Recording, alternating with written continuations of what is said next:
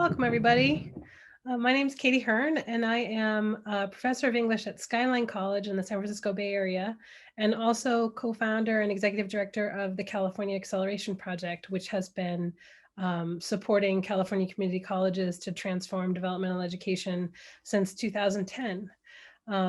And I am here moderating a panel of wonderful people who have both classroom level experience of teaching in corequisites, as well as systems level experience of trying to scale up corequisites and support the system to be successful. And our focus today is, the research is really clear that compared to traditional developmental prerequisites, corequisites are much more effective for students, produce much higher rates of completion. But then the wrinkle of COVID and having to put everything online. So we're going to talk about the complexities and some ideas around offering corequisite remediation online during the COVID era.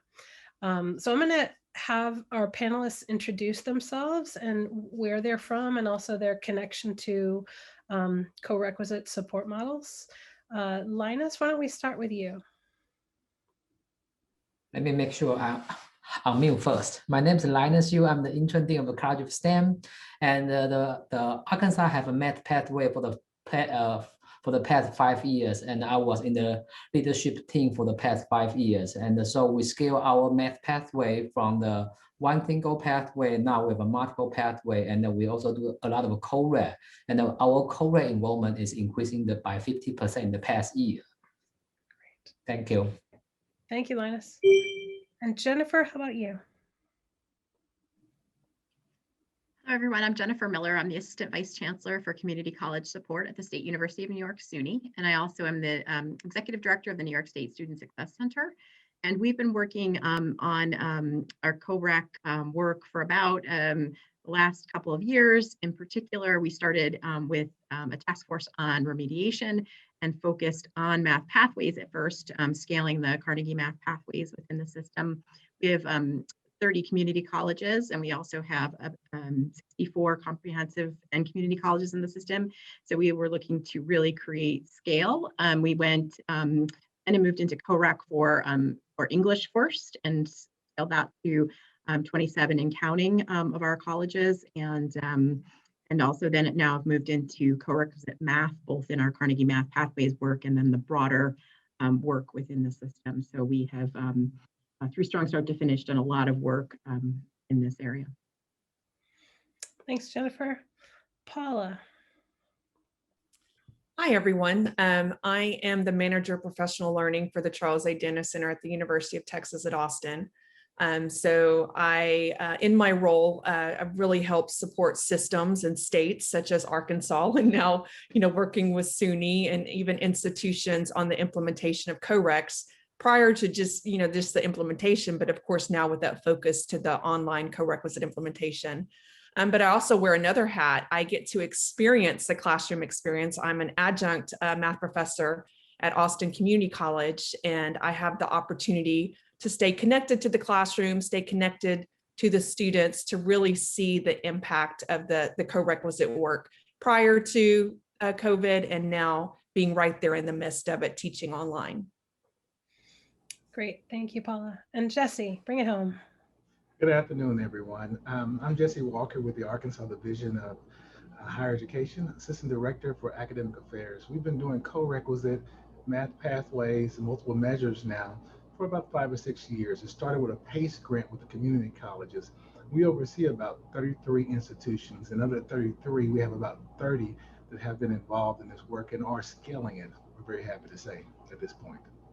That's great. Okay, thank you. So I think if we could go to the next slide. The Gallup Gallup organization did a poll of students assessing their feelings about the quality of the education that they were getting pre and post COVID. And you can see here in the red, those are the ones pursuing an associate's degree, and the blue is pursuing a bachelor's degree. And I think that the main thing that stands out is that more than 50% of students feel that they're getting a worse education post-COVID than they had been before. 13% of community colleges students saying much worse and 40% saying slightly worse. So that's a very telling statistic about students' experience. And I think just as our starting point, if we could hear from, maybe we'll start with Paula on this one of, do you find these results surprising, not surprising? How does it relate to your own experience and what you've been hearing from other faculty? So when the shift to virtual happened, we have many faculty out there that do not have any online teaching experience at all. And we also have the students that didn't want to sign up for online, but they were forced into this environment. So we saw from the field this huge need to support faculty transition online. And thinking about the timing of this, spring was quick, just change as you go. Summer still kind of flying by the seat of your pants. And in fall, it was a little bit more intentional. So I would be curious to see this poll again in the spring as people have learned to do better. But with the student perspective, again, they didn't sign up for this environment. And you have faculty who are also uncomfortable teaching in this environment still. They prefer that face-to-face contact. So I see these aren't surprising results to me. Mm-hmm. Okay. Linus, how about you? That's exactly what we heard from the students in the field. I mean, because like Paula says, in last year, this time, everybody suddenly moving to online. And for the next semester, fourth semester, a lot of students still determine we are doing online, we are going to face-to-face, and the faculty stuck in the between. They are really not sure which direction they are going. And once we say we're going to online, the students already sign up for the class. Like Paula said, they will sign up for face-to-face, and then the institution to decide we're moving to online. And so we are trying to provide a lot of training for faculty and let them do everything they can. And it's exactly like Paula said, because the same thing probably in the spring semester survey, I was hopefully that will be much better because everybody already prepared for a while, and all the technology should be in the place for them to do the teaching. Mm-hmm. Yeah, I also, if it polled me just as a faculty member, I would probably say the same, that my own teaching got slightly worse. In the spring, when I had to pivot between a Thursday and a Tuesday to go completely online, and I had never used Canvas before in my career. But over the summer, one thing that really helped is my college provided very strong online. It was like a 30-hour online teaching training with really expert faculty coaches who were leading it. So by fall, I was doing a decent job. I feel like I'm doing pretty well online now, but it's not quite the same. And I think one thing that is lost is, as much as I'm building in very intentionally opportunities for students to interact with each other and for collaboration, we use a lot of Google Docs. We have one synchronous class per week. I do a lot of individual Zoom office hours. Like I'm really trying to replicate a kind of a collaborative, interactive, relationship-based, trusting environment online. And I think I'm doing an okay job at it, but I'm not doing as well as I do in person, where relationships happen more organically, and it's easier to sort of build trust and make students feel safer engaging. So Katie, can I add a comment to that too? On the positive side, if you look at those who said it was slightly better or even better, I've had students of my own that said in the classroom, they were scared to speak up. They were scared to, work in groups. They were scared to, just in general, just interact because they didn't want to be shamed, which, we want to make sure we have that inclusive and accessible environment. And we know as faculty members, we need to work on that constantly. But they said in the virtual environment, their voice was heard. They could use the chat, so they didn't have to speak out if they didn't want to. So they could use the chat to have their voices heard. And then also in, using the tools to get them involved, the breakout rooms, smaller groups, don't have the noise in the classroom around them. and really using those effective strategies to get them engaged.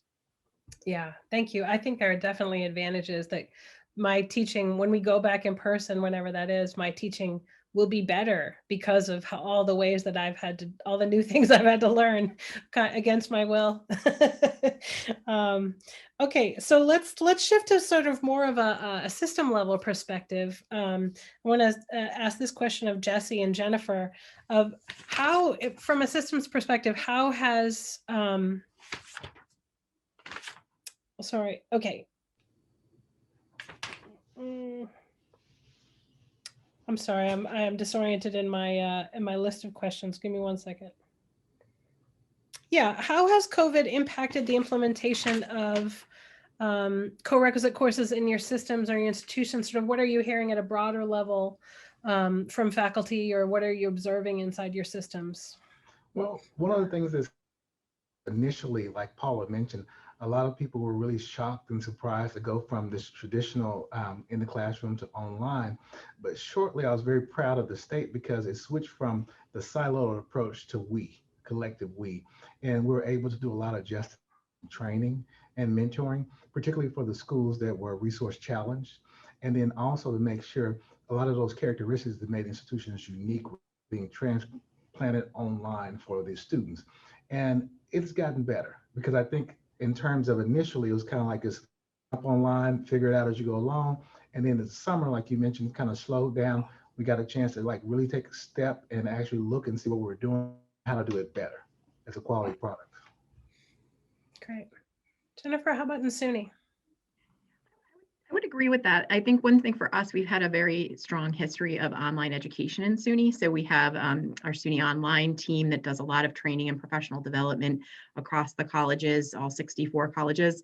We also have a new SUNY online effort to really start to make sure that online education is a part of what is offered, and there's an excellence in that. So I think we were able to support faculty at the system level through system level programs, and then all of our colleges and their teaching and learning centers and their staff were able to step up and help to really switch to a virtual teaching environment for, I think, the spring and some of the summer courses, because online, obviously, a very intended online course is a little different than switching a in-person course to be virtual, right? So I think you and Paula were talking a little bit about that and just making that happen versus being really intentional. And I think there's a lot of things that we're learning both at the system level and the college level that will help both, the deliberate design of the co-rec courses in the future, and then also, if there needs to be a quick switch, that there's infrastructure in place to support that, and faculty that are up to speed, and students that are more ready for it as well. I think our students were really challenged by this, as we all were. So I think that, we continue to support implementation of co-rec. It may have slowed down a little just because the virtual teaching environment was different than the in-person courses, but I think we're picking up some speed now. And Jennifer, something you said triggered something as my experience as a faculty member. Austin Community College has done robust training for faculty for years. They have a strong teaching and learning center and really done just a lot of stuff around psychosocial factors, growth mindset, equity in the classroom. But as an adjunct professor, I never had the opportunity to do those trainings because I had a full-time job. The trainings were an hour away from my home. So even when they were in the evenings, it was inconvenient. I didn't want to get home at 10 o'clock at night and then, start my next day super early. So with this shift to virtual, they did a lot of that stuff. They provided a lot of open access to all of these professional learning opportunities that I never would have had the opportunity to do before. Only a few select people had that opportunity. So I'm hoping one of the things that was a positive coming out of this shift to COVID is to really continue the opportunity to have people engaged, which is very important with the co-requisite implementation, having the chance to collaborate with your peers, lessons learned, what's working, what's not working. And this virtual environment has really opened that door to hopefully continue down the road. Okay, thank you. So we've gathered some quotes from some research at Houston Community College of both student and faculty experiences in this shift to online instruction. I'm just going to read them and as a starting point for us to speak to. So this is an English faculty member. Lola says, I think the biggest thing for the student is just not having a quiet space to study, not really understanding how to separate doing schoolwork at home from home stuff happening at home. And I think that's true for faculty too, especially if you're a parent and you're always on now. Your home is just a massive workspace all the time. And then a math faculty member said, for me, it's terrible. You don't see their faces. You don't see their expressions. You don't feel that your work has meaning. I try to do my best. I try to adapt to the new times, but I miss my classroom classes. I think that really captures a lot of both faculty and students' experience of the loss of that in-person environment. And then here's one that talking about a technical challenge of this math student. The lockdown browser for the test wasn't easy to achieve for everybody. So that was frustrating. If it wasn't for the lockdown browser, I'd be able to take a regular test. I could do the quizzes and homework, but missed all my tests. So sort of technical challenges in this work. And then last is an English student saying, I mean, you can only ask for so much online. I would just wish sometimes you'd have a little bit more explanation as opposed to just saying, hey, do you guys have any questions? And I think that's also easier to do in person. Like as a teacher, if you're in the front of the room, you can look at their faces and see blank or see confused or see stressed. And it's just harder to read, especially if students don't have their cameras on or if it's all asynchronous. So these are just some of the challenges, and I want to open it up to the classroom folks as a starting point of do you resonate with these quotes, or are there other things that you would add from either your own experience or observing your students or hearing from colleagues? Let's see, Linus, how about we start with you? Okay, I mean, definitely, I mean, the faculty all have those kind of concerns because they can see the student's face and they know they understand or not, but now it's totally different. So what we find out what faculty have done is they put the students into a small group and then they modify their group work and into a different type. So they meet a small group together, and then like Paula mentioned earlier, before you are barely able to hear those voices. Now with a small group and then they meet with them every week, they are able to hear them much easier. So those kind of improvement we have made. And also for the student side, and some students has some very difficult challenge because when in the summer when we prepare for the fall teaching, and so we go ahead, we say, okay, we need to buy the webcam. So we go ahead to order the webcam. Pretty quickly, we find out it's back order. It all sold out everywhere. And then we want to buy the laptop. I say, okay, also back order for 2 months. And very easy for the institution to do that. But for the students, they don't have much resource like an institution have. So they can barely get their laptop. So in our institution, we order 500 extra laptop and 200 hotspot for students to check because we are pretty sure they doesn't have the resource like we have. So we do our best to help our students. And also this open another opportunity for faculty. Because, for example, some faculty may not never review their teaching for 30 years because now they have to teach online. So they have to reorganize how they're going to teach. Do they still need to teach this topic? Should I switch the order? Do I teach online? Does this really make sense to teach now? It opened another opportunity for us, especially for the co-rec. We can move in much quicker. Thank you, Linus. Paula, how about you? What are some things that stand out to you in your experience in the classroom or your observations of students? So the student voice is, as Vanessa had alluded in the chat, the student voice in this is critical. I mean, I've heard my own students talk about in their classes, same thing, faculty, it's a mindset shift. We can't test the same way that we've done before. That was so disheartening to see that a student could not successfully complete a test, so that student didn't complete any of the test and quizzes. So as faculty members, we need to shift our mindset and be more flexible and compassionate and understanding during these times. How can we assess in different ways? Does it have to be a straight test? You know, something that with the shift of this that you mentioned, I think at the beginning of this, or maybe it was in an earlier conversation, is one of the advantages of shifting to virtual is doing away with standard placement tests. You have the multiple measures assessments. We need to think about that in the classroom too. We can't do these standard tests. We have to think about using multiple assessment techniques. And the students, just like we saw Bill yesterday, it's not only students, it's faculty too, that they don't have access, as Linus said, to technology or hot Wi-Fi or hotspots. So you'll see them in the parking lot. I've even seen kids in the back seat of the one sending the videos in the parking lot, trying to get access to a mobile device, their phone, to do the class. And so if you're thinking about your assessments in the classroom, you also have to think about the students being able to complete assessments on a phone versus handing out a sheet of paper. And just one more thing with this piece is thinking about the mindset of the students and the faculty. One of the things I try to do at the beginning of my class is, because they have so many other things going on. They have the life issues, they have the family at home, they have the loss of jobs. They have so much on their weight, the weight of their shoulders right now, faculty and students. So just coming into the virtual class and just starting with, how are you doing? What's top of mind?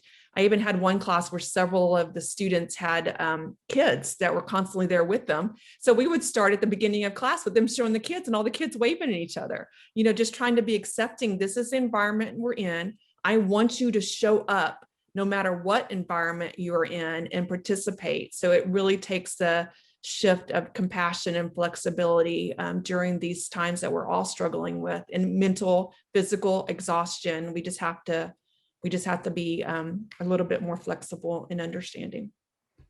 Yeah, I really, all of those comments from both of you really resonate for me. And the thing that I would add is that one challenge that I'm finding in the online environment is dealing with students who are so fearful of taking an English class and being in college, or I think it's maybe even more true in math, that they tend to hide and avoid, like not, sort of just disappear a little bit, and they won't be on camera, and they won't be, they're not posting on discussion boards. So for students who are sort of disappearing and doing what Rebecca Cox calls avoiding assessment as a way to manage their fear, that it's much harder for me as the teacher to get them engaged and reach out, that I can reach out with messages in Canvas and with emails. And but in person, if they were there, I would just pull them aside and we'd have a conversation, and it would, my classroom environment is all about lowering the level of fear, and it's harder to get them when it's all online. It's harder to make sure that those fearful students don't, stay disengaged and therefore be unsuccessful in the class. Okay, let's go to more of a system level question. This is for Jessie and Jennifer. What are you hearing from other systems and faculty or about the effectiveness of online corequisites when you look across your systems? So I think one thing we are hearing is it's just some of the challenges you're all stating here are happening across the system. So things like technology challenges for both faculty and students, that's going to impact CoREC. The CoREC courses are cohort-based, individual education for students, and it's about the sort of things that happen in and around the class time as well. And I think, Katie, you mentioned this, where you might, talk to somebody off, sort of offhand, but in Zoom, you have to ask them to stay. So they talked about some of these things, and also the time with transitioning to technology and making sure everybody can hear and can be a part of the online space and the virtual space, I think has been challenging, especially with the co-requisite model for a lot of our faculties. That was specifically one of our English faculty, Matt Del Conte, who leads our system-wide work. We're very engaged with faculty helping lead this work. It's not just system office. It's actually the faculty both in math and English saying these are the kinds of things that we need to do. So he's the one that said this is kind of really a challenge for us as we move forward. And some of the things with math, we're a little bit still working towards scale in math. some of the things that are challenging about co-rec in the classroom are then just, sort of additionally more difficult in the virtual space. So I think some of these things are going to take some time to figure out. But I do think that we're still trying to be supportive of professional development to help scale, to help faculty feel comfortable in the classroom, both virtually and in person when we get back there. I think that it's one of those situations where we're all struggling. I think somebody said that earlier, we're all really trying to make this work, and there are some benefits to it, and then there's some drawbacks. And some of the benefits are the speed at which we're adopting some of these practices that we never thought we would get traction on in a longer time period, like multiple measures placement and some of this. So we're really trying to be as supportive as possible, knowing that the effectiveness is going to be a little bit challenging in general, just based on that. Right. Jessie, how about you? In Arkansas, how A couple of comments in terms of the discussion about transitioning online. One of the ones that kind of stick out, some of my colleagues, the points they made were very much what we've heard in the past.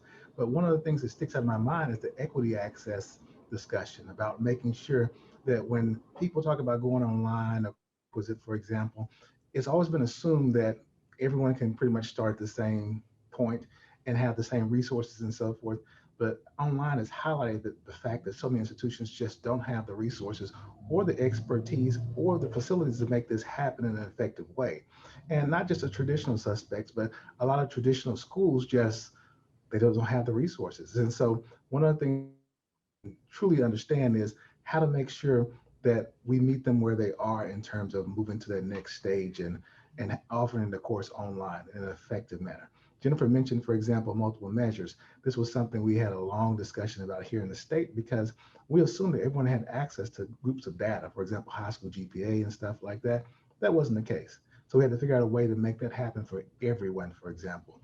And then also in terms of testing their plan, make sure it actually worked and made sense for the institution, because it's one thing on paper, another thing actually in practice in the classroom.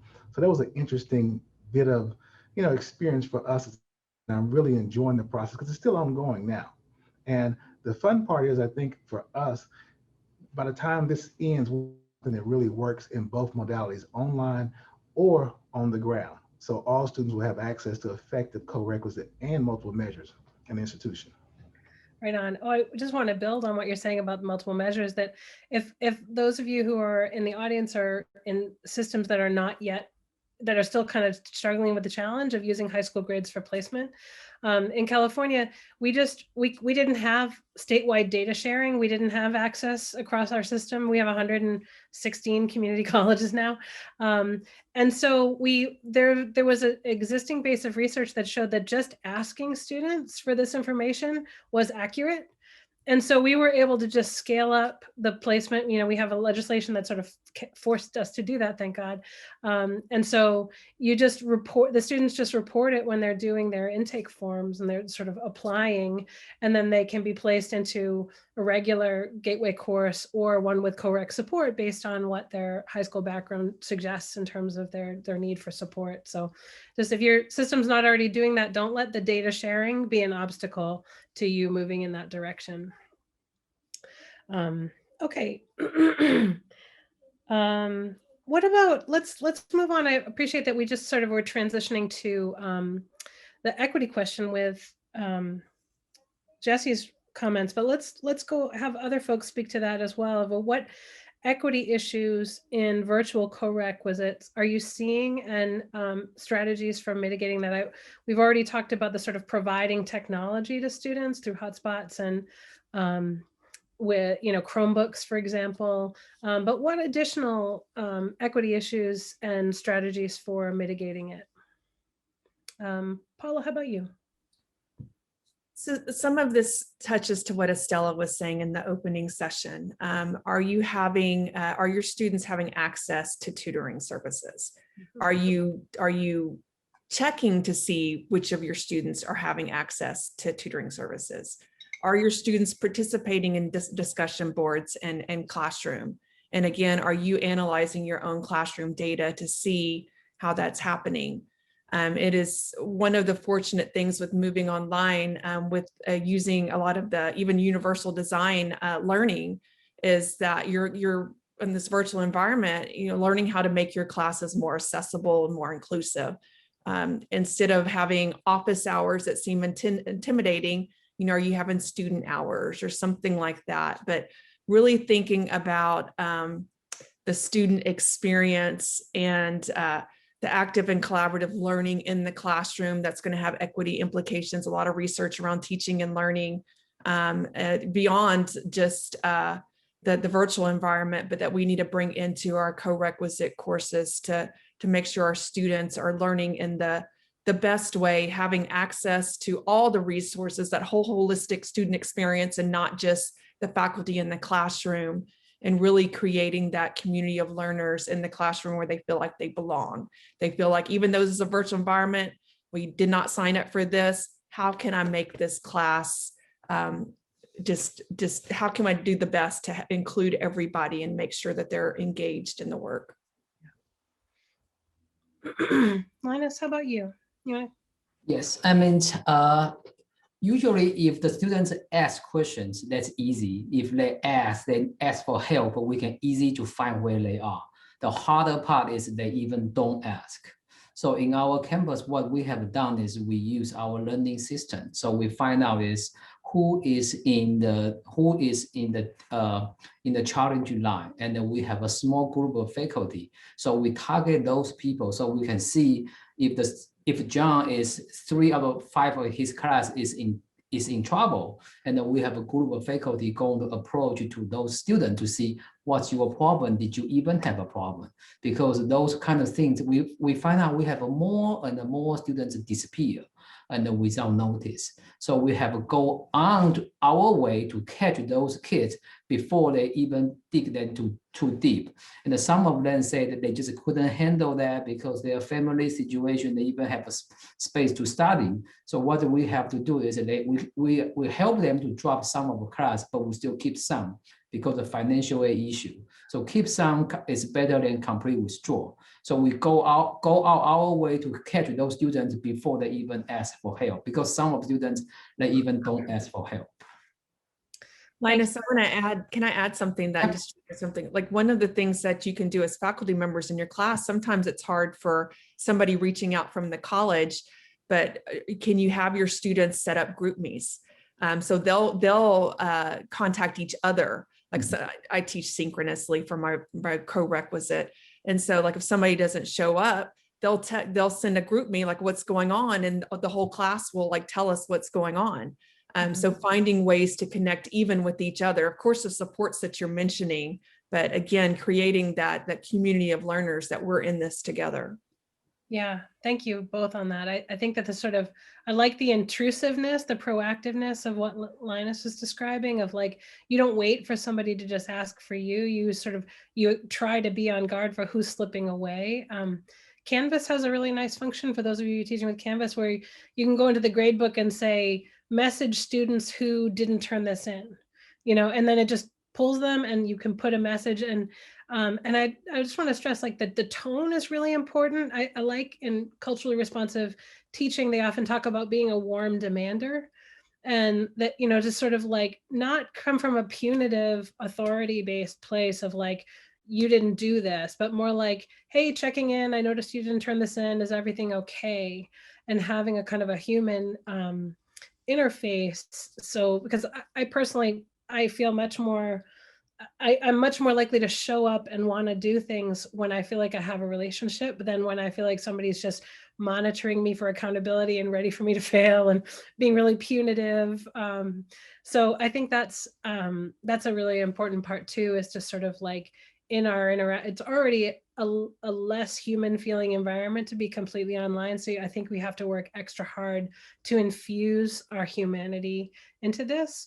And have the flexibility that Paula was talking about, without like, we still want to hold high standards. We still want to really support them to achieve at a high level of learning. And so it's sort of that's the warm demander thing, that it's very personal, but very high standards.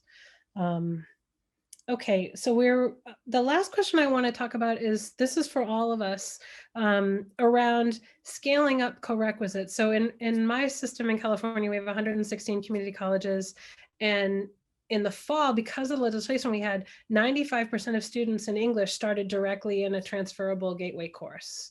And some of them got co-rec support, and many of them were just in a standard course. And math, it was 79% started in this transferable gateway course.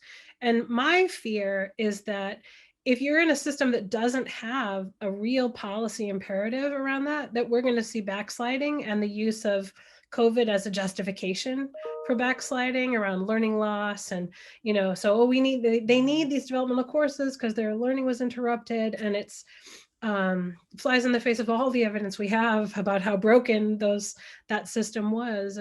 So can people talk about your thoughts about it? Is COVID a threat to the scaling up of co-requisites? And if not, how so? What are you doing to make sure that it isn't? Let's start with Jennifer on that one. So I think, you know, for our system, we definitely have been at this a little bit of time now, and are using sort of our faculty to help lead the effort. So it's more of, I would say, a grassroots rather than maybe a formal policy, although there are some policies I think that support the adoption of all of this. And I definitely think the strong start to finish work has helped accelerate all of our multiple measures and our co-requisite work and getting students into their gateway courses earlier in their college going time. So I think I am concerned. You know, we're always, I think, in a system that is supporting the grassroots adoption and really trying to put all the right pieces around it. You know, you're always a little bit concerned about that. But I think the fact that a lot of this has been embraced by faculty, there's supports at the system level and at the college level, and both for administrators and faculty members. I do think that, and we're seeing still colleges adopting more and more practices as they've come through this from start to finish work. I think that there's always a concern, but I also think that you know, the research keeps bearing out. I think the COVID situation is a challenge because COVID's hard for all of us in all the ways that we've talked about. But I do still think we are continuing to support our colleges, our faculty, and subsequently our students, because it is the right equitable and you know, moral purpose that we're serving, the why that we're trying to do this. So I think, you know, obviously there's always a little bit of concern, but I think that shouldn't stop us from continuing the work and really sort of continuing to do the case making that's really essential and bringing everybody along to this. So we've seen, even in COVID, you know, our professional development of our faculty that we're offering is still very strong. We are seeing colleges really start to, you know, some colleges are piloting some of the math co-requisite because they're not sure how to make it most successful for their students yet in the classroom, let alone online. So I think we'll see more innovations as we move forward. As I said before, our colleges in English have scaled pretty well and are challenged a little with making things, you know, sort of still more supports for students. But I think, you know, I worry a little, but I think I want to maintain a real strong positive outlook on the fact that, you know, folks are beginning, I think, nationally in states, systems, associations, colleges, and at the faculty and grassroots level to support this work. And Jessie, how about you? Well, COVID has been the greatest blessing for co-requisite education in Arkansas. One of the best blessings, because before it was discussed kind of as a pilot or something that was, you know, they want to do, they want to try, they're kind of, you know, something just gets your feet wet. And then all of a sudden COVID happened, multiple measures became very relevant because you couldn't take standardized tests. And then all of a sudden, how do you basically do this remediation or scale it up in a very effective way? And it's just expanded the whole discussion.